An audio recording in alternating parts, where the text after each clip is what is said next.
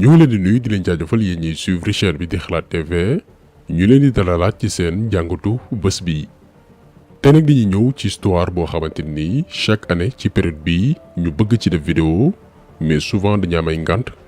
muy événement wu Thiaroye 44 suñu maam yi waa France boomoon le 1er décembre 1944 dóor leen ay balu fetal ba ñu dee gannaaw ba suñu maam yooyee demoon libéré leen ba leen Allemand yi sonalee woon. ba tey jii nii bu ñuy wax France moom na boppam bu ñuy wax la République française suñu maam yooyu noonu ci lañ bokk mais teewul France wor leen toroxal leen muy nag histoire bu bari manipulation ak falsification ay tàppale li koy firndeel mooy bërëb ba ñu reye woon suñu maam yooyee te mu nekk ci biir camp Thiaroye daañ ci ñëw dañ ko effacé du bërëb boobu noonu lañu tànn tey ngir dafa fàttalikoo le massacre de Thiaroye amul lenn luy jëmal ni fii la jëf ju ñaaw jooju noonu amee woon liñ ci jublu nag mooy histoire bi nax saay beneen endroit lañu tànn ne yéeyaay fii la leen di rendre hommage gan bu ñëw foofu lañ lay yóbbu di caaxaan ba fekk ay at ci kanam benn doomi aadama du mën a joxoñ sa baaraam ne fii lañu boome woon suñu maam yi daañu ñëw ci tàppale yooyu noonu ak la vraie version fan la mbir mi nekk. beneen falsification de l'histoire ba tey bàyyi ko ci réew France mooy bëgg ñoo gëmloo yi mbir mi néew loon rey bu ñuy def ci Taïf ndax nee nañ suñu maam yi dañ doon rebelle wu ngir dal seen kaw léegi ñoom ci lañu réagiré alors que loolu noonu amul mbir mi néew woon jàmmarloo entre ñaari camp musul nekk comme que ñoom depuis jamonoy maam musuñu jàppee doomi aadama tirailleurs sénégalais yi dañ doon sàkku seeni droit seeni payoor léegi pour débarrasser wu ci ñoom ci seeni dossier ñu daldi leen di massacrer bu ko defee coow li jeex du mujj fenn lii la France foogoon ci poñ yi nag la ñu bëgg a revenir ngir leeral ko ñi nga xamante ni xamuñ ñu demee mbaa nouvelle génération bi wala sax ñun suñu wàllu bopp nga xam ni ba ñu duggee ci école yi nettaliwuñu la vraie histoire mais balaa loolu lépp dañuy contextualiser maanaam leer lan moo jur Thiaroye 44 li ko jiitu ba mujjee ci trahison wor ak boomaay doomi aadama bu ñu wax nag mbiru tirailleurs sénégalais yi ñu bari dañuy foog di deuxième guerre mondiale a tàmbali mais gën naa yàgg loolu ci diggu 19e siècle précisément en 1857 Louis Faidherbe saay-saay boobu noonu ñu tuddee ay bërëb yu baree bari ci Sénégal décidé créer benn corps militaire dippee ko troupe coloniale puisque ñoom ñoo ñu coloniser woon te période boobu noonu ñoom amoon nañ ay jafe-jafe ngir recruter ay soldats seeni réew ñu ne dañuy renforcer wu ak ay ndaw yu bàyyeekoo ci empire colonial français yi ñun suñu réew yi Sénégal ak yeneen dëkk bokk ci. boo déggee nag baatu tirailleurs sénégalais tekkiwul ne ay doomi Sénégal dong ñoo ci nekkoon amoon na aussi ay maliens guinéens béninois ak ivoiriens dafa fekk ni Sénégal ñu njëkk a samp ay xeetu soldats yu ni mel ba tax na bii ne nationalité intégrée troupe yi. ñuy woy di leen wooy ay tirailleurs sénégalais mais nationalité africaine yu bare ngi ci woon donc 1857 ak li ci topp lépp fekkoon na France créé corps armée boo xamante nii ci ñun la ko recruter boobu première guerre mondiale amagul seconde guerre mondiale existé wul woon ba jamono gi France di jaamarloo ak les pays du Maghreb dëkku naar yi féete ci bët gànnaar ba Afrique mi ngi ci àndoon ak ay tirailleurs sénégalais ñu dem ba début 20e siècle tombeek ay junni tirailleurs sénégalais ñàkk seen bakkan ci xeex yi ñu doon àndoon ak France ñoom waa France dellu amaat ay jafe-jafe ngir recruter ay soldats pas seulement ñoom seen réew dong mais ñun suñu dëkk yi mbir yi metti woon lool ci ñoom ndax ñu bare bari envoyé nañu seeni doom ñu far ñàkk seen bakkan ci lañ jëlee Blaise Diagne ki ñu tuddee suñu aéroport bii nommé ko sous-secrétaire d'État des colonies ba noppi def ko député français muy premier nit ku ñuul bu occupé fonction boobu noonu ñu bari di ko ndamoo te xamuñ ni mu demee liñ ci jublu woon gannaaw gi sax intégré nañ ko ci loge maçonnique bu Grand Orient loolu aussi histoire la Blaise Diagne franc-maçon la woon li ñu war a comprendre nag foofu mooy képp ku France sargal mbaa dippe la lëf yëkkati la ca kaw soit am na benn sale boulot bu mu la bëgg a defloo wala nga rendre ko service ba noppi mu lay delloo njukkal du ñu def dara ci nen d'ailleurs moom waa ji France takkale ndombal tànk muy Blaise Diagne turam dëgg-dëgg newul Blaise tuddul Blaise mi ngi tudd Galaye Mbaye kon jàpp leen ni aéroport bii nii aéroport Galaye Mbaye Diagne la waroon tudd mais nañ continuer rek taxaw ci lan moo tax France daal di koy nommé liñ ci jublu woon mooy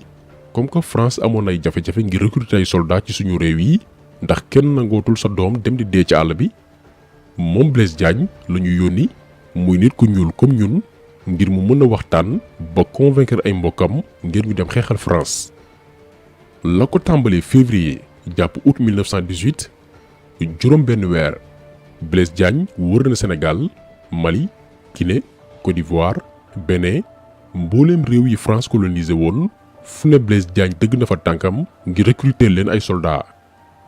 ni mu leen convaincre mooy benn nit ku ñuul la comme ñoom li muy wax ñu mën koo dégg tubaab bi mënu ko beneen bi mooy daf leen dégg ni di ngeen am ay payoor yu baax yu bokkut ak li fi newoon ba noppi am kiit gu leen di may ngeen mën a dund ba noppi dundal seeni njaboot daañu leen aussi jébbal ay médaille sargal leen ba noppi def leen ay citoyens français bu ñu demee ba ci biir vidéo bi di ngeen découvrir que ni lii lépp dara new ci dëgg d'ailleurs moo indi problème bi lépp indi massacre bu Thiaroye donc diggante février jàpp août 1918 juróom benn weer Blaise Diagne fexe na ba convaincre plus de 77 000 africains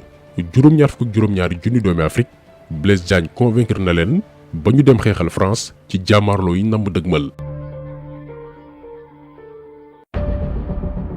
ñu dem ba seconde guerre mondiale Hitler ak i soldaam waa Allemagne songu réewu France en mai 1940 duma leen duma yu métti ba dem photowu ca kanamu Tour Eiffel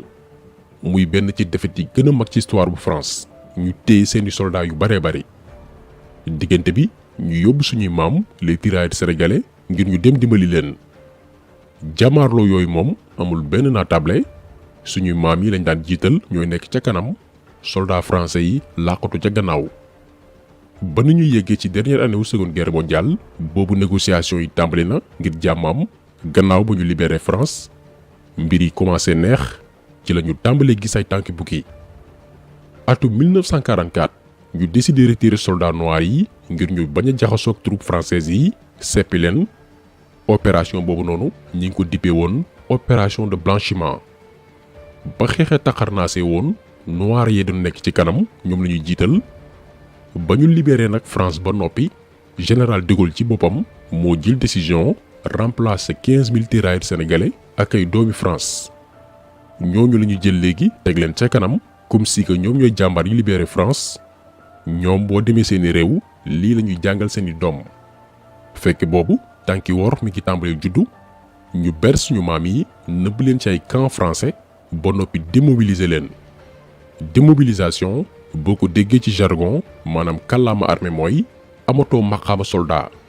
dañ lay delloo nga doon simple civil yow ak ki mësul dem guerre yéen a yam nii la France fayee suñu maam yi en attendant ñu leen di delloo si Afrique li Blaise Diagne digge woon muy daañu leen reconnaître amul ba ci payoor yu ñu leen promettre woon ba ñu noppee joxuñu leen ko woon dañ leen ne bu ngeen yeggee Afrique daañu leen ko verser ba mat sëkk.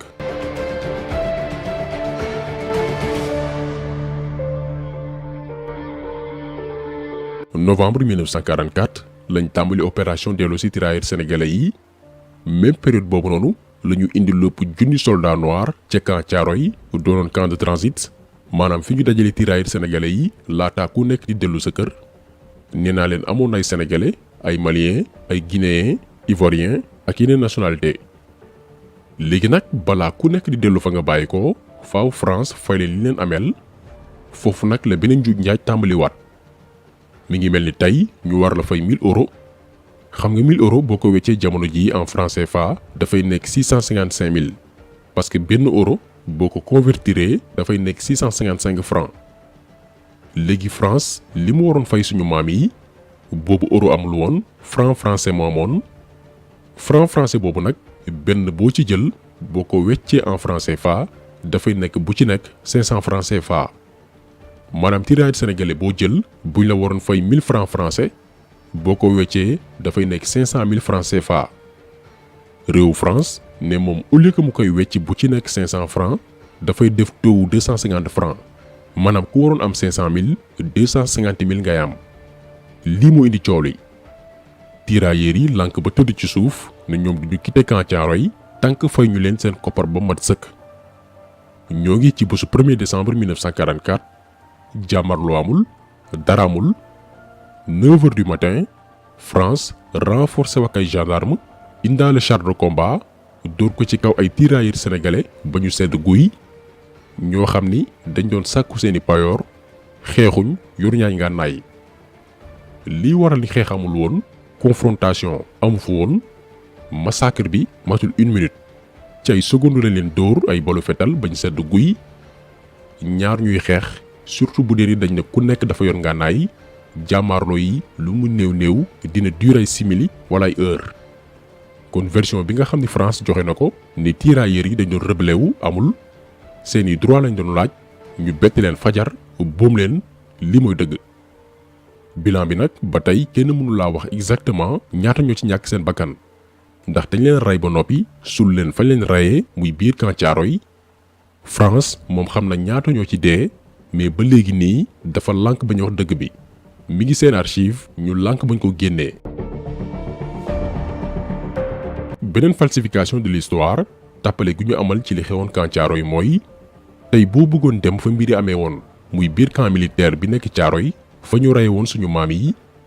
fi ñu waroon jël tey dippee ko place des martyrs nekkat fii la France defee woon jëf ju ñaaw googu noonu mbir yi ci camp bii nii ngeen di seen la amee woon.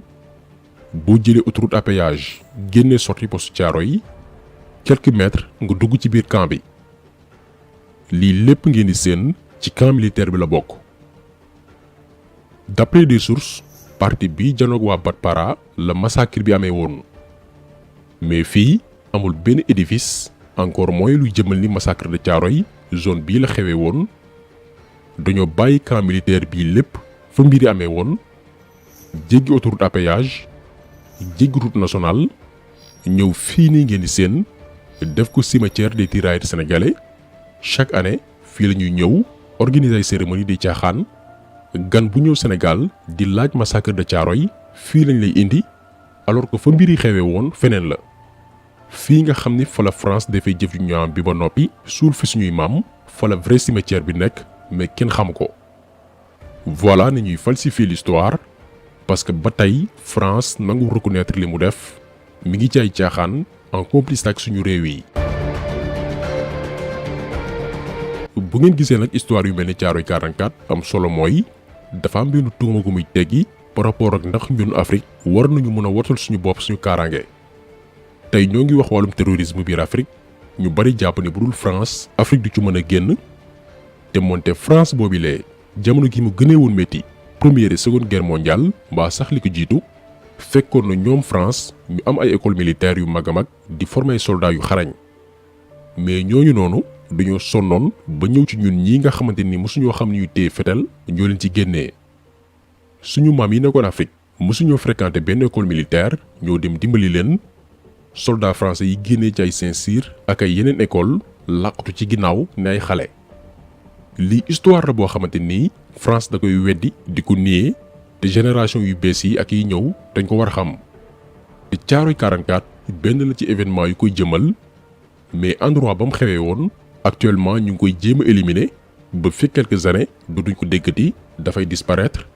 kenn dootul dut baaraam wax la ni fii la massacre de Thiaroye amee woon dañ ko def volontairement pour faire disparaître l'histoire. kon lii moo nekkoon ay leeral ñu bëggoon def ci Thiaroye 44 daal di koy fàttaliku ndax ne ngi di jamono jii la amoon. kon taxaseelu bi tey loolu la woon ñu ngi leen di gërëm di leen jaajëfal di leen di daje incha allah beneen yoon ci beneen jàngat jaa ngeen jëf.